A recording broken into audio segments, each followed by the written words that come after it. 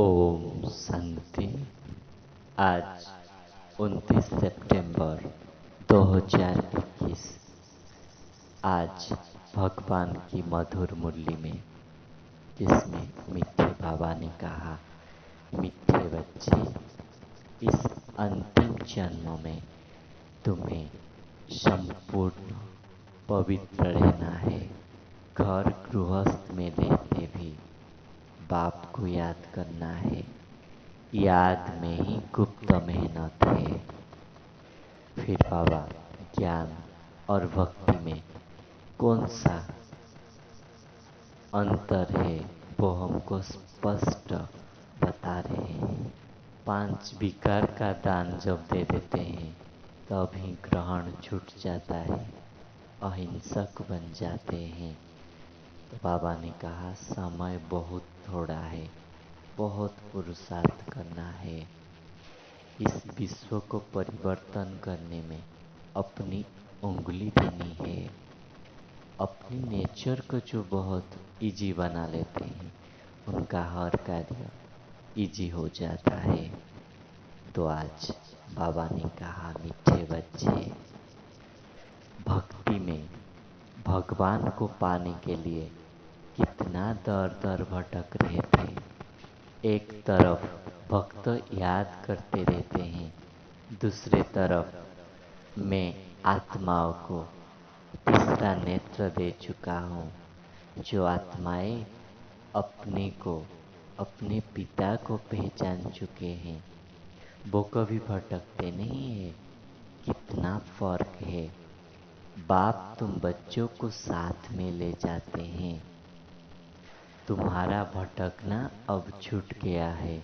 बच्चे जानते हैं इस भटकने से छुड़ाने के लिए स्वयं बाप आया हुआ है, कल्प पहले जैसा। जब ज्ञान का तीसरा नेत्र मिल जाता है तब दूसरे आत्माओं के प्रति रहम आता है कि मनुष्य बेचारे अभी तक भी भटक रहे हैं, रास्ता ढूंढ रहे हैं। बाबा ने तो हमको भटकने से छुड़ा दिया। हम अब बाप के साथ जाने के लिए तैयारियां कर रहे हैं। फिर बाबा ने कहा, माया जीते जगत जीत। माया के 5 विकार रूपी रावण को कहा जाता है। माया दुश्मन ठहरी ना। माया धन संपत्ति को नहीं कहा जाता। माया 5 विकार को कहा जाता है। ये 5 विकार को जीतने में बहुत मेहनत लगती है, टाइम भी लगता है।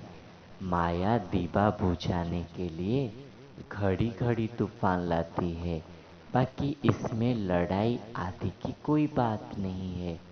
सिर्फ तुम्हें पुरुषार्थ करना है अपने को सतो प्रधान बनाने के लिए। तुम जब स्वर्ग में थे तो डबल अहिंसक थे। अभी तुमको फिर से अहिंसक बनना है। किसी पर क्रोध भी नहीं करना है। 5 विकार का जब दान देते हैं तब ग्रहण छूटता है। इनसे ही काले बन गए हैं। जब तुम्हारे अंदर 5 विकार की प्रवेशता होती है तब उसको रावण राज्य कहा जाता है। ये कलयुग दुखधाम है, सब दुखी बन गए हैं। बाप थोड़े ही बच्चों को कभी दुख देते हैं? नहीं, बाप तो आकर दुख से लिबरेट करते हैं। जो दुख हरता है वो फिर किसी को कैसे दुख दे सकता है। अभी है रावण राज्य, सभी यहाँ दुखी है। तुम बच्चों को ऐसे ऐसे बातों पर विचार सागर मंथन करना है। तुम हो ब्रह्मा मुख वंशावली ब्राह्मण। अभी तुम्हें बाप ने एडॉप्ट किया है। रूहानी बाप हम रूहानी बच्चों को बैठ ज्ञान देते हैं। ज्ञान सागर सदगति दाता एक ही है। तुम बच्चों को तो बहुत खुशी होना चाहिए क्योंकि बाप ही है गुप्त, किसी को भी पता नहीं है। इतने ढेर मनुष्यों को समझाते हैं, फिर भी कोटों में कोई समझते हैं। तुम अब ऑलराउंडर पाठधारी हो। अभी तुम्हारे लिए राम राज्य स्थापन हो रहा है। यह तो बहुत अच्छा है ना, परंतु वह तो जो स्थापन करेंगे वो अपने लिए ही करेंगे ना। मेहनत सब अपने लिए करेंगे। तुम जानते हो, महाभारत लड़ाई सामने खड़ा है। तुम्हें अपने लिए ही पुरुषार्थ करना है। समय बहुत थोड़ा है, मंजिल बहुत ऊंची है। बाप तो सबको एक जैसा समझाते हैं, फिर है पुरुषार्थ करना। उच्च पद पाने के लिए सारा मदार है पुरुषार्थ पर।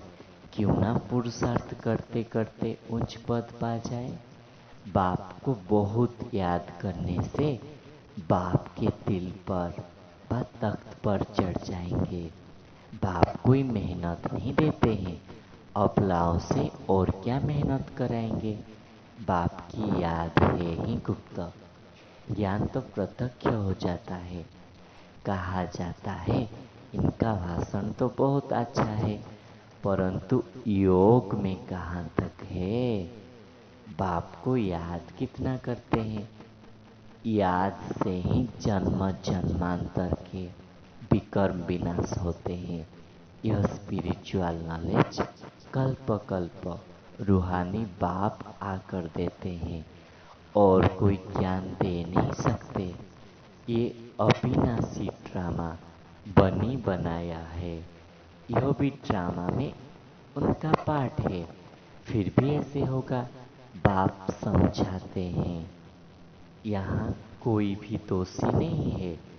अविनाशी ड्रामा के राज को अपनी बुद्धि में रखो तो किसी को भी दोषी नहीं बना सकते हो। इस अविनाशी ड्रामा में सभी का अविनाशी पाठ बंधा हुआ है। फिर बाबा कहते हैं इस अंतिम जन्म में गृहस्थ व्यवहार में रहते तुम्हें कमल पुष्प समान रहना है, क्योंकि अभी तुम स्वर्ग में जाने लायक बन रहे हो ना, तो पवित्र तो जरूर रहना है। बाप कहते हैं बच्चे, काम महाशत्रु है, इन पर जीत पाकर पवित्र रहना है। इसलिए कमल फूल की निशानी भी दिखाते हैं ना। गृहस्थ व्यवहार में रहते कमल फूल समान बनना है। यह दृष्टांत तुम्हारे लिए है। हठयोगी तो गृहस्थ व्यवहार में कमल फूल समान रह न सके, वो अपना निवृत्ति मार्ग का पाठ बचाते हैं। गृहस्थ व्यवहार में रह नहीं सकते, इसलिए घर बार छोड़ देते हैं। तुम अब भेंट कर सकते हो सन्यासियों के साथ। प्रवृत्ति मार्ग में रहने के लिए गायन है ना। बाप कहते हैं सिर्फ इस अंतिम जन्म में हिम्मत दिखाओ, पवित्र बनकर दिखाओ। विकारों का दान देने से तुम सर्वगुण संपन्न बन जाते हो। फिर वरदाता बाप हम बच्चों को वरदान दे रहे हैं, महान सो निर्माण भव। विश्व परिवर्तन के श्रेष्ठ कार्य में अपनी अंगुली देने वाले महान सो निर्माण भव। जैसे कोई स्थूल चीज बनाते हैं तो उसमें सब चीज डालते हैं। कोई साधारण मीठा या नमक भी कम हो तो बढ़िया चीज भी खाने योग्य नहीं बन सकते। ऐसे ही विश्व परिवर्तन के इस श्रेष्ठ कार्य के लिए हर एक रत्न की आवश्यकता है। सबकी उंगली चाहिए, सब अपनी अपनी रीति से बहुत बहुत आवश्यक है। श्रेष्ठ महारथी है, इसलिए अपने कार्य की श्रेष्ठता के मूल्य को जानो। सब महान आत्माएं हो, लेकिन जितने महान हो उतने निर्माण भी हो। तो बाबा ने कहा जैसे कोई स्थूल चीज बनाते हैं तो उसमें सब चीज़ डालते हैं ना, मिठास भी, नमक भी। नहीं तो एक चीज़ भी कमी हो जाएगा तो वो खाने योग्य नहीं बनेगा। ऐसे ही विश्व परिवर्तन का कार्य चल रहा है, तो इस कार्य में एक एक रत्न की आवश्यकता है, सभी की उंगली चाहिए। तो अपने अपने रीति से बहुत बहुत मददगार बनना है इस विश्व परिवर्तन में, तो महान आत्मा बन जाएंगे। सिर्फ महान नहीं बनना है, उसके साथ निर्माण भी बनना है। फिर स्लोगन में बाबा ने कहा, अपनी नेचर को इजी बनाओ तो सब कार्य इजी हो जाएंगे। माना जिसका नेचर इजी गोइंग नेचर होता है, उसका संस्कार भी इजी हो जाता है, उसका हर कार्य भी इजी हो जाता है। अच्छा, ओम शांति। ओम शांति।